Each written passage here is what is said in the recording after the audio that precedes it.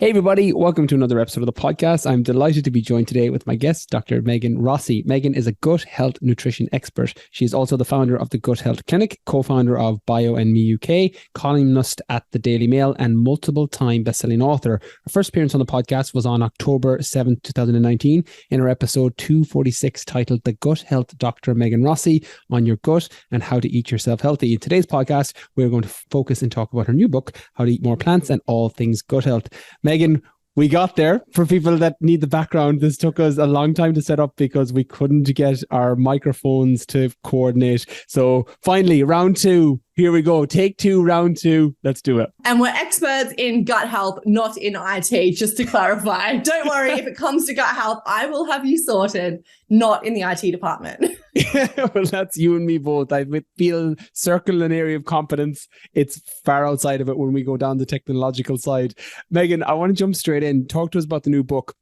I know it's got two different names based on the US and Irish market. So talk us through the two names and the reason for the new book, because obviously How to Eat Yourself Healthy was a smash hit. It's one of my go-tos. As I said, anytime I've got any issues with my gut, I go in and I scan through to see if something jumps out at me. But you went in a slightly different direction with How to Eat More Plants. So talk to us about it.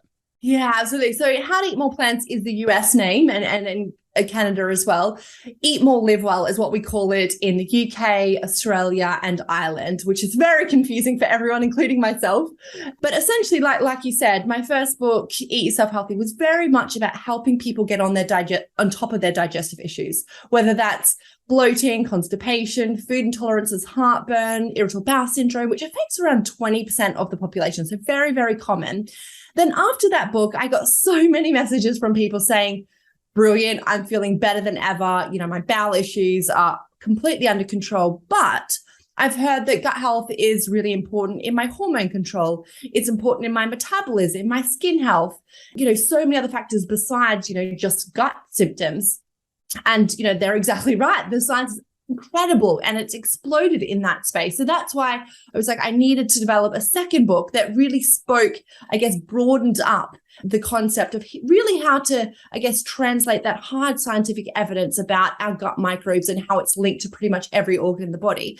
And translate that into a very easy and delicious way of eating, which I call the diversity diet. Now, for those who are anti-diet, rest assured it's got nothing to do with diet. It's more about focusing on what we can add into our diet, because that's what the science shows in terms of gut health. It's more important about what we're adding in versus what we're cutting out of our diets. Yeah, I love that approach. And it's one of the reasons that I love what you post up on your Instagram page. It's that very inclusive, adding to your diet, as opposed to what some people can get with health fitness industry, that restrictive, that removal. So I love that coming in from the other side and adding in more foods, adding in more plants. I will come back to the diversity diet for sure. But you mentioned there hormone control and gut health. Talk to us about that, because I think that's a really interesting area of study now. And this is your baby, for the lack of a better term. Talk to us about hormone control and gut health. Yeah. So, I think a lot of people have, inherently known that their hormones do seem to be linked to their gut health to some extent. But I guess now we've got more of the scientific explanation for that. So when we talk about gut health, we're talking about those trillions of microorganisms, which includes the bacteria that live in the lower part of our intestine. And the science has shown that actually these bacteria help regulate things like estrogen, and some of them can even produce testosterone in our body. So that's why we're certainly seeing a very strong link with hormone-related imbalances like polycystic ovary syndrome and, people going through the menopause and, infertility. There seems to be a very strong connection with our gut health. So that's, one of the topics I touch on in the latest book. And I, share some of the kind of key foods, which, a lot of it comes down to eating more different and diverse ranges of plants, but have actually been shown to really support that gut hormone axis. Yeah, when I think about hormone control and gut health, it kind of gives me a nice little segue into something that we touched on for about 2 minutes when we were recording earlier, and then we're going to go back into it now for anyone that is curious on how these podcasts get recorded. We spoke about anxiety and mental health and depression because you posted this on your Instagram page, and this is something that, particularly for me, based on personal experience and based on content that I kind of cover on the podcast and on my channels, just again, based on that experience, mental health is something that's very close to me and something that got me into gut health initially when I realized there was a link there.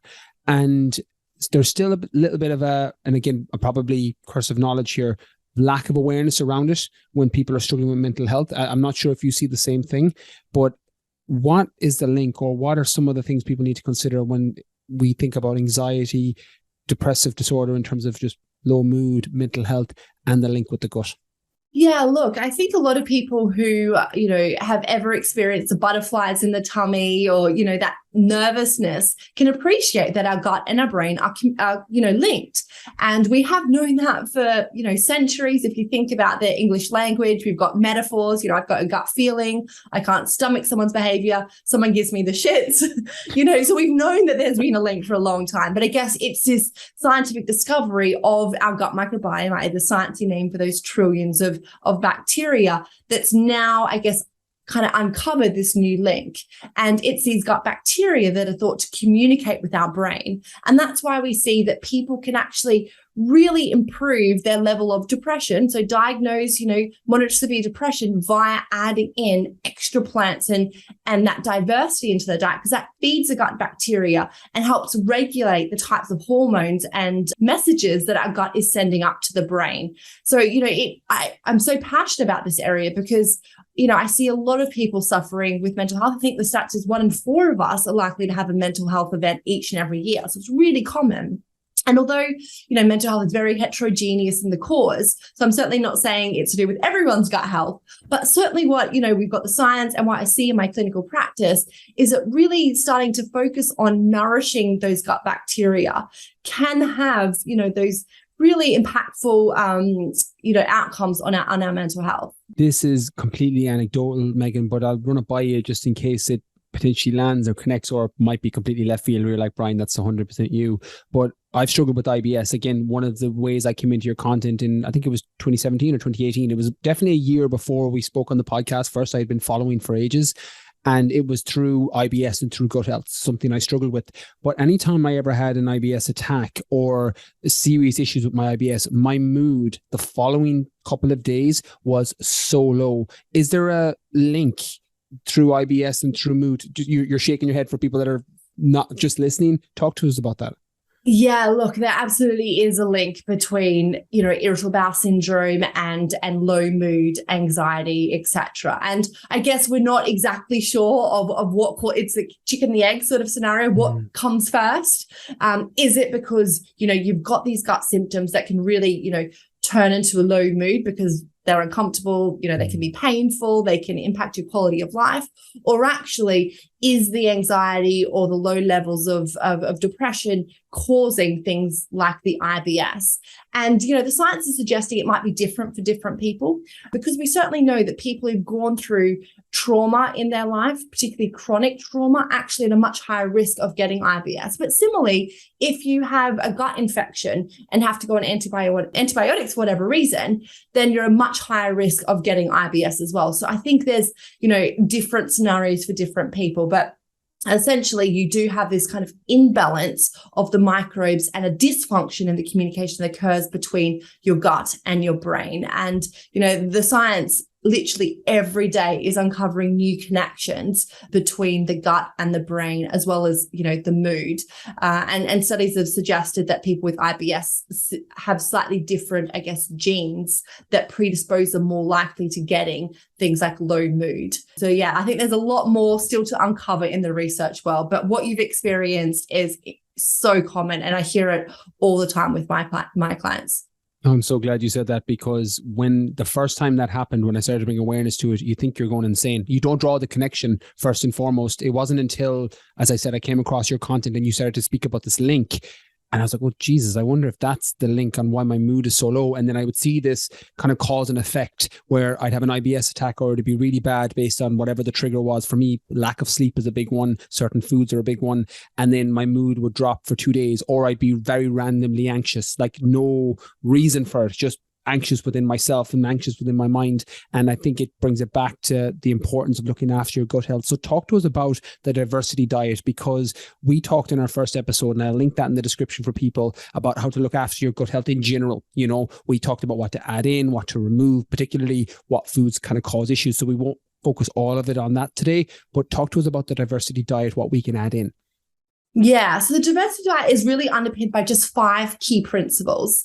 And there is, an extra to it. So if you are having gut symptoms, I'll talk about, I guess, the sensitive gut menu plan that I also have in the latest book for those people. Because I think it's really important that people with gut issues still enjoy a really diverse range of plant foods. Yeah, I think a lot of them cut them out because they often feel like they're triggers, but you can teach your gut to actually tolerate a lot of those triggers. And in turn, that helps you overcome IBS, in the medium to long term. So you kind of need to push through that barrier, but we'll talk about that in a minute. I think that the key thing in terms of diversity diet, it's really what I guess the science backs as being the best way to nourish those gut bacteria, to do things like live longer, feel better, have better hormone regulation, look better as well.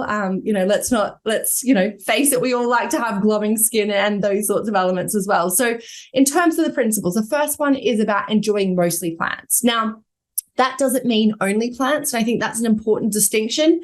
You do hear a lot of people saying that you have to go vegan, 100% plant-based to have good gut health. And in the book, I talk about the plant-based continuums. And one end, you've got the veganism, 100% plant-based. The other end, you've got flexitarianism, which in my mind still very much is plant-based because the base of your diet is plants, but then you choose to add on animal foods. Now, some science has actually, reviewed this and said, well, does being vegan mean you've got better gut health? And the answer was no from that study. They showed that actually we know that oily fish and fermented dairy have benefits on our gut health. Now, that's not to say that you can't have great gut health if you choose to be vegan. And, I talk about that in the book if you do want to go down that path, which I respect for, animal cruelty, environmental, religious reasons. But you do need to think about some key nutrients. Like I typically recommend supplementing with algae oil to get in those long chain omega-3s, which you can't actually get from most other plants. So it is really important that you take those extra precautions. So that's the first one. The next one is diversity all the way. So I think most of us tend to kind of habit buy and just, eat the same plants on repeat. But actually there are 6 different plant-based food groups. I call them the Super 6. So you've got your whole grains, your nuts and seeds, your legumes, so they're your beans and your pulses, your herbs and spices, your fruit and your veg. Now, each different category actually provides your gut bacteria with different types of nutrients, which is actually why we see that some of these more restrictive diets like keto and paleo, which cut out one of the Super 6, these people actually seem to have a loss of some of the key beneficial gut bacteria because they're essentially dwindling down the nutrients, the fertilizer for the bacteria. And we know that each different type of bacteria has different preferences. So, some bacteria like broccoli, other bacteria like quinoa. But if you're only feeding them all broccoli, then you're only going to grow the broccoli-liking bacteria and reducing down their skill set, essentially. So it is actually quite important to try get something from the Super 6 most weeks. And for those people who love a target, I recommend trying to get in 30 different types of plants across the week at a minimum. And a lot of people go, oh God, that sounds like a lot. But, it's just changing your mindset at the shops. No extra cost or effort. It's instead of getting your pumpkin seeds, get your 3 seed mix. Instead of getting your broccoli, get your stir fry mix. Instead of getting your chickpeas, get your 3 bean mix. Just thinking diversity because each different plant has their own amazing profile of these things called phytochemicals. So that is the second principle. I might not go through them all because I think we might run out of time. But the third one is around going for whole and not refined. And I think this is an important principle because a lot of people think that just because it's called just because it says plant-based, that it means that it's healthy. And that's just not the case. We know that a lot of these kind of ultra-processed vegan burgers, for example, do contain a lot of food additives. And my team at King's is actually currently investigating a food additive trial based on some pilot studies that have suggested that certain types of food additives may actually be inflammatory to the gut. So actually, what I do recommend is we try to limit these kind of ultra-processed foods that have got a lot of food additives in it. And the other thing with these kind of ultra-processed types of plant-based foods is that a lot of those benefits have actually been stamped out of it during the processing. So a lot of these things called the phytochemicals, which is one of the beneficial components of plants, actually is denatured during the heating and the extracting. So that's why, again, in the book, I know we don't all have loads of time, but, I've got a lot of recipes of very simple, like 15-minute kind of chickpea burgers that you can make in bulk, put in the freezer. If you're having a barbie, pop a few out at a time instead of buying those kind of frozen, ultra-processed plant-based burgers.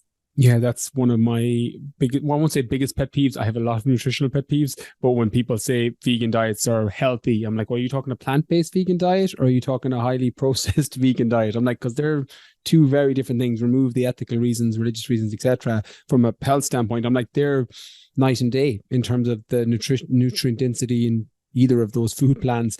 I want to come back to tolerating triggers. That's a really interesting point you made there, Megan, about that we can.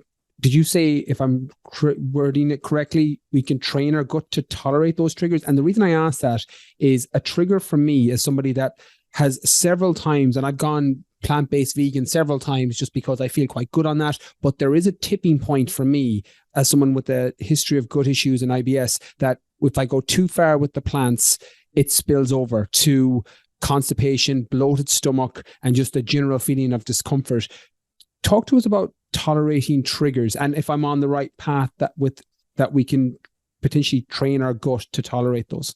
Yeah, absolutely. Look, I've been a clinician for the past 15 years, and I have not met a gut that I haven't been able to kind of teach to tolerate things like beans and pulses, onion and garlic, which are often people's key triggers. Mm-hmm. And, the reason why they're triggers actually is because most of them are what we call a prebiotic food. So prebiotics is like fertilizer for the gut bacteria. The bacteria love them. They thrive off them. But if we have a bit of a sensitive gut and we add in a load of these prebiotics, the bacteria have a bit of a frenzy. They get really excited. They, yes, produce beneficial chemicals, but they also produce extra gas. That's just one of the waste products they produce.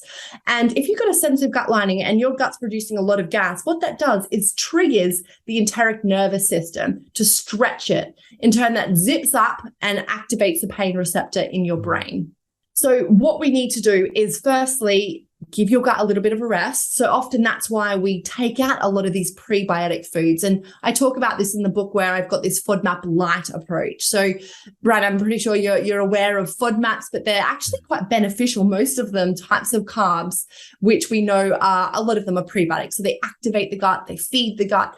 But if you've got that sense of gut, what we need to do is give your gut a bit of a rest. We take them out of the diet for around 4 to 6 weeks, and then we systematically reintroduce them into your diet. So with the FODMAP light approach, it's not a full-blown low FODMAP diet because that's really restrictive. Mm-hmm. And the science suggests that should actually be done with a trained dietitian. So it's not something necessarily accessible for everyone. And I find by cutting out just the high FODMAP foods, actually a lot of people who have IBS seem to get really good relief. So we do that for a short period of time, but then we systematically start to reintroduce them. So for example, if one of your triggers is legumes, so chickpeas, lentils, which is a common one because they're really high in a type of prebiotic called galacto-oligosaccharide or GOS.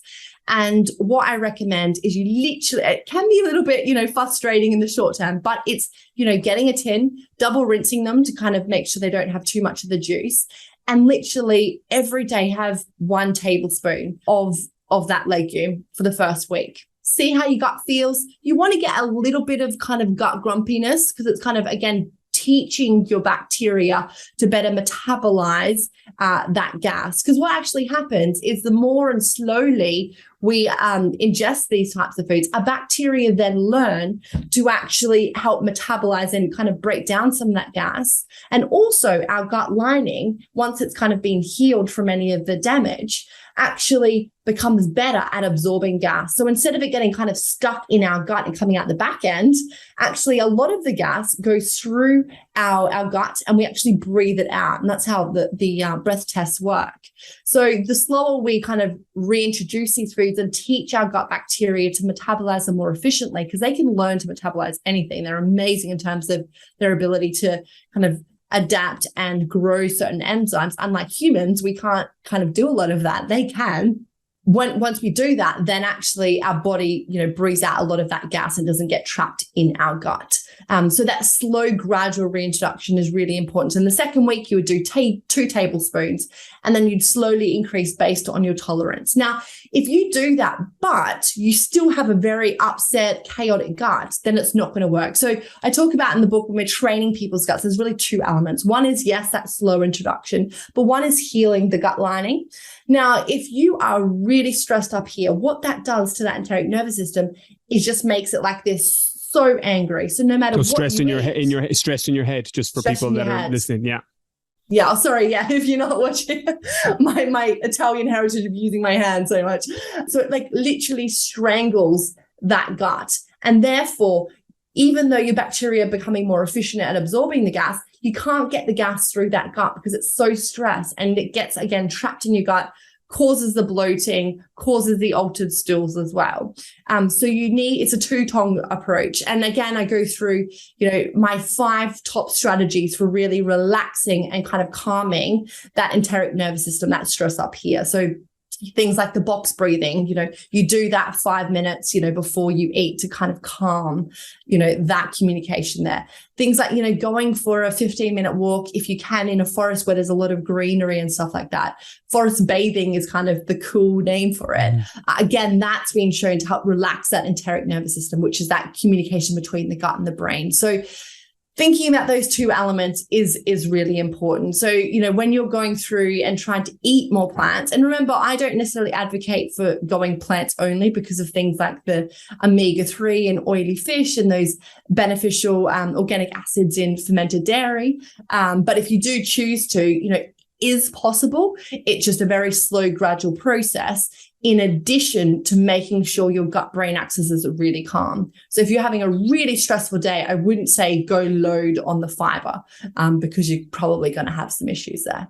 Yeah, that mind-body connection is something that just becomes, I think, with the research and conversations I've had on the podcast with people in the space, similar to yourself, it's bringing that closer, that there's so much connection there, whether it's, but particularly with gut health, as somebody that's struggled with it for as long as I can remember, better in recent years, but for the most part of my 20s and 30s, and getting your mind right, nature bathing, de-stressing, all of those things impact digestion with people. And now the research is starting to catch up. And I think sometimes people take and I've done this in the past, hands up here, I'm speaking to a story of one where I'm like, okay, well, it's diet-based, it's nutrition-based. And I'm looking at my foods and food choices and my enzymes and making sure everything's lined up there when I'm stressed to the nines in my head and not drawing that connection that one is causing the other.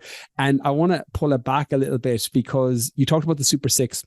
And we've gone into 3 of those principles. As I said, for people that want to pick up the book, I will link it in the description. Highly recommend. Go check it up. I will link up the US and UK based, so different name, same book.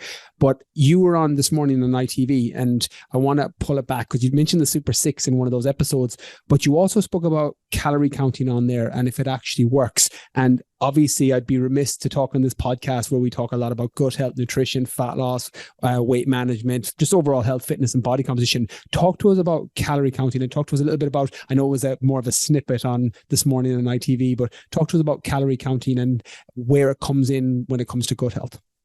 Yeah, look, it's a real challenge because the government have now mandated that all kind of large restaurants, I think it's like they have to have 250 staff, now need to add calories onto their menus. And so it's making people even more aware and I guess fixated to some extent on calories.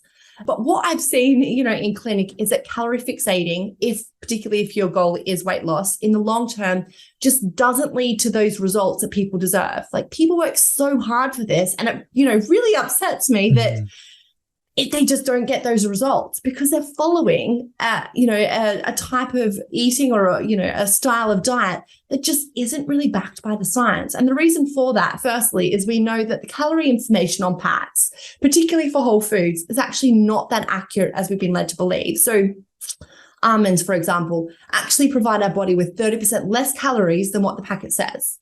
Now, that's just because the way we work out calories in the lab is very different to our digestive system. So in our digestive system, we don't extract all those calories out of the almonds, for example. So that's the first one. The information is actually not that accurate. And, a lot of people are scared of having things like, nuts and seeds because they're high calorie, but actually you need to keep in mind that you're not absorbing all of it. The second one is this, word called the thermogenic effect of food, which calories don't take into account. And that is essentially when we eat foods, we burn more calories. And this was nicely shown in a study where they actually compared an ultra-processed cheese sandwich, so using like the plastic cheese, the white bread, versus a more wholesome cheese sandwich, quality cheese like cheddar with whole grain bread. And what they showed is that when the participants ate the ultra processed version, they actually burnt 50% less of energy during that digestive process compared to when they ate the wholesome version. Because, the processing has already been done for them. So their body doesn't have to work very hard, which means the net calorie gain in the ultra processed version is much higher. And then, and that, brings me to the third point, is that calorie counting doesn't take into account our bacteria's needs, which I think is this whole world of understanding our gut and our metabolism link. And actually, we think that this link is incredibly important, and perhaps why a lot of these restrictive diets in the long term, not only lead to the weight regain, but people gain extra weight because the restrictive diets actually harm the gut bacteria. An example is we know that banana and Kit Kats contain similar calories. And if you're calorie fixating, you're probably going to be like, as if I would have a banana, right? Like Kit Kat's delicious. But little do, we think about the full extent of that decision. So we know that potassium in bananas is really beneficial for our heart. The banana also contains prebiotics, which nourish and feed those gut bacteria and therefore also keep you fuller for longer, because the bacteria, when they ferment the prebiotics, they produce these different chemicals. We know them as short-chain fatty acids, which help regulate our appetite hormones, so ghrelin and leptin. So, that's the third reason. It doesn't take into account our gut bacteria's needs and therefore things like appetite regulation. So I guess they're the three top reasons. And then we see it in a really nice study, Cell Metabolism, where they actually put people on calorie match, so match for calories as well as carbs, protein, and fat. So macros were all matched, but one was ultra-processed version and one was not processed, more wholesome. And they showed that when people had the ultra-processed version, they gained significantly more weight despite being matched for calories. So, I could keep going on in terms of the scientific evidence around why calorie fixating just is not going to really lead to that weight management goal that a lot of people have.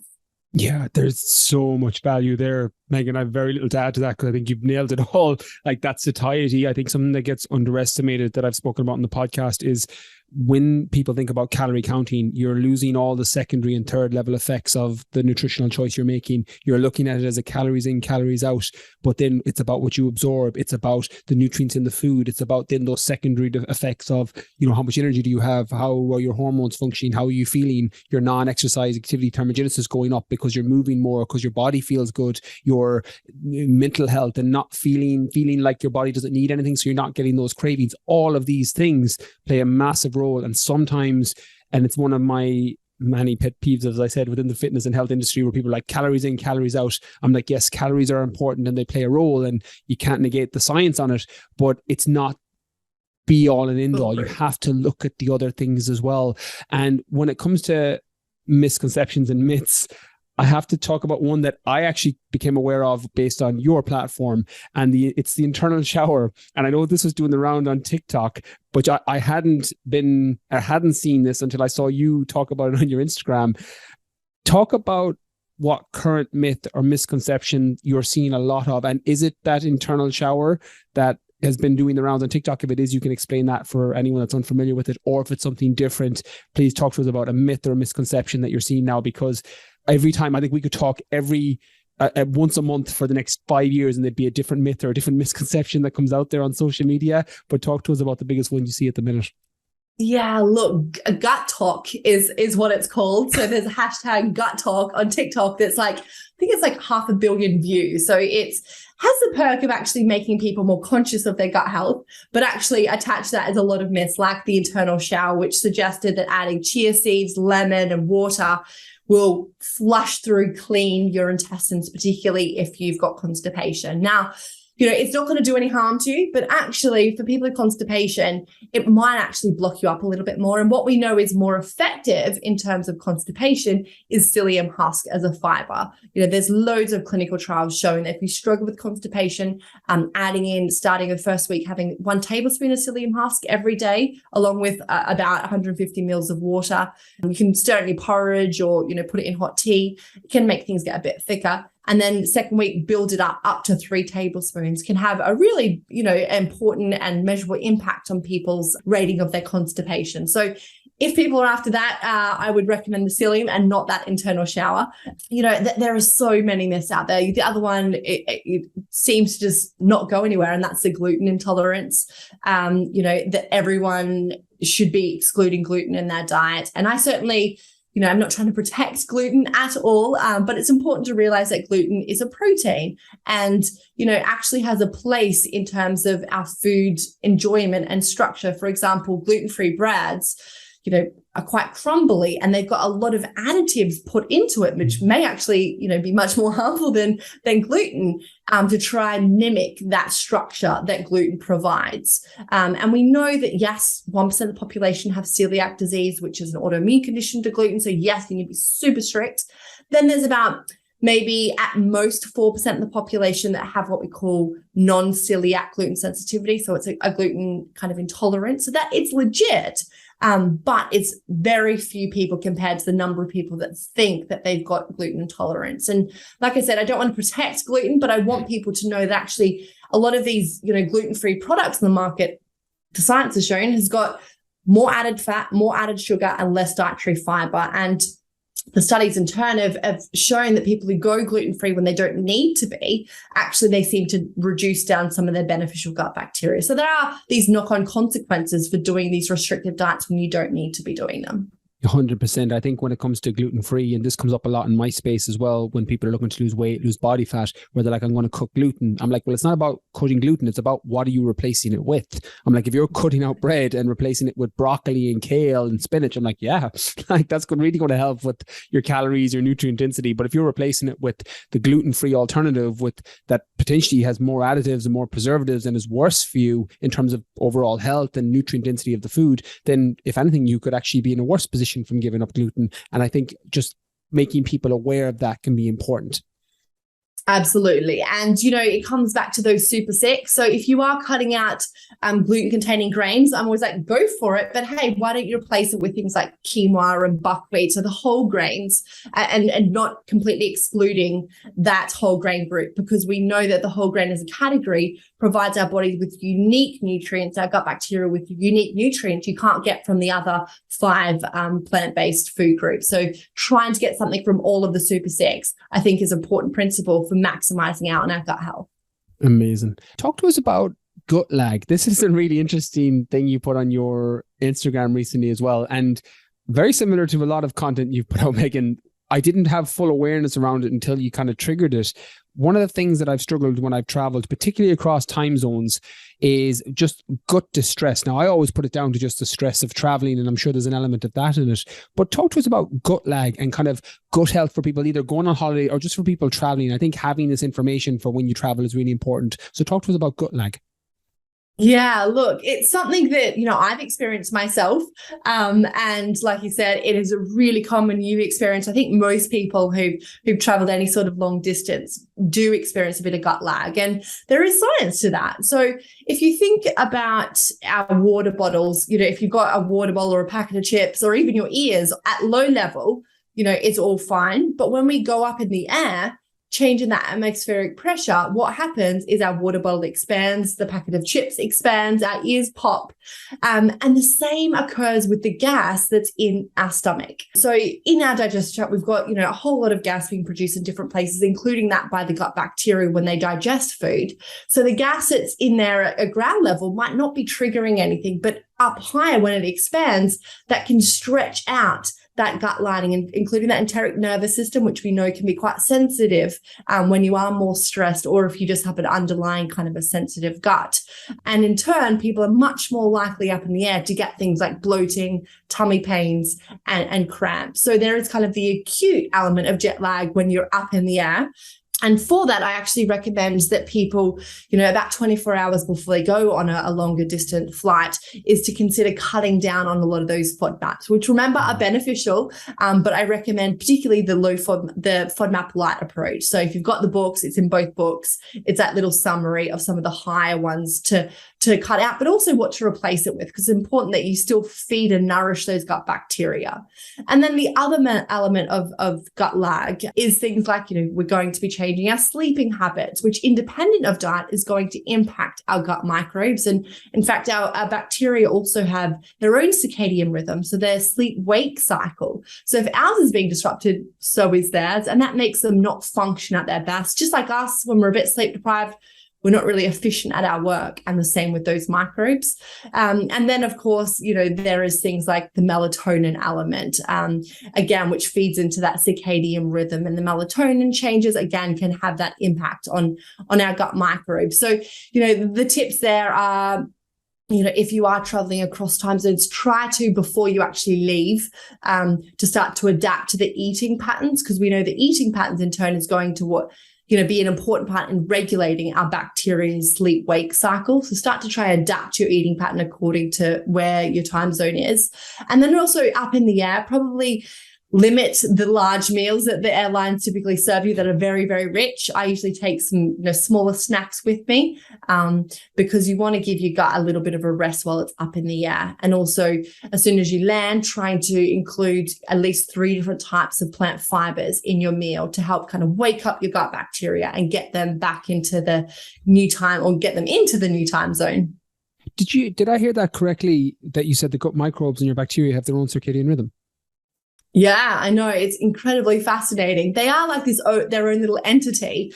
And, I think for a long time, we thought that we were, the boss and, in charge and in control of everything. But what we are discovering is that these trillions of microbes, they outnumber us, firstly, in terms of human cells. They're actually dictating a lot of what's going on in our body. That is fascinating. And for anyone unfamiliar, circadian rhythm is just your wake sleep cycle, and I've discussed it in the podcast in the past, but never in the context of gut microbes or gut bacteria. But it makes so much sense. Anecdotally, I mentioned to you there, one of my triggers for gut issues has always been poor sleep. So if I've had a poor night's sleep, my digestive system just feels like it. The analogy I've used in the podcast in the past is if I had like 100 workers, but it's probably more like in your trillions, but 75 of them are asleep, and they're just not pulling their weight that next day. They're too tired. They're not doing anything. And that's what my digestive system feels like after a poor night's sleep in terms of my gut health in general. So it's fascinating. That's going to be my, off the back of this podcast, doing more research into the circadian rhythm around our gut microbes. Megan, I've only a couple of more things to touch on. And again, there's a million directions we could go, but you've covered so much in the book. And I will give another link for people to go check that out.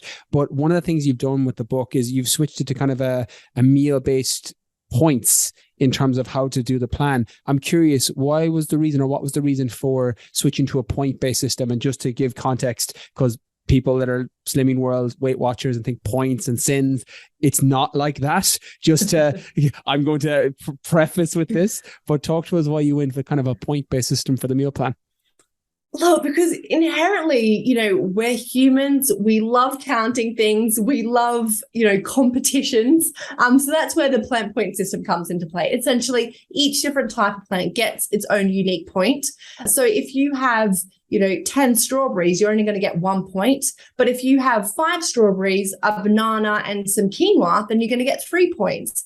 And it just encourages people to aim for that diversity. So when I say the 30 different plants across the week, I'm encouraging you to get the 30 plant points in. And it's a really fun way to engage with different types of plants. So firstly, if you're kind of used to your safe shop and don't deviate from that, encourages you to go, this week I'm going to try black beans, or, this week I'm going to try freekeh. And I'm not talking about going to these fancy health food stores.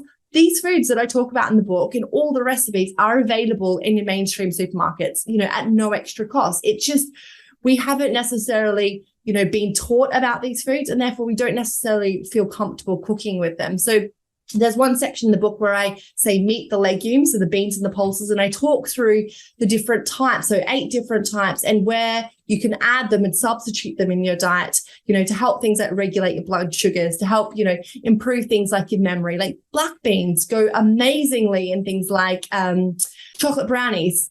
The texture really works. And we know black beans are really high in anthocyanins, which can actually help improve our memory via that gut-brain axis. So, it's about trying to venture out past your habit-forming foods. So, in the book, you can get this little printout of the plant point system, put it on your fridge, start making a little tally across the super sects, and you get a better idea. You don't need to count them forever. I certainly don't count them anymore, but you get a better idea of what your natural habits are and go, oh, you know what? I don't really eat many seeds, or I don't really eat many legumes. And you start to think of ways you can very easily incorporate them into your diet.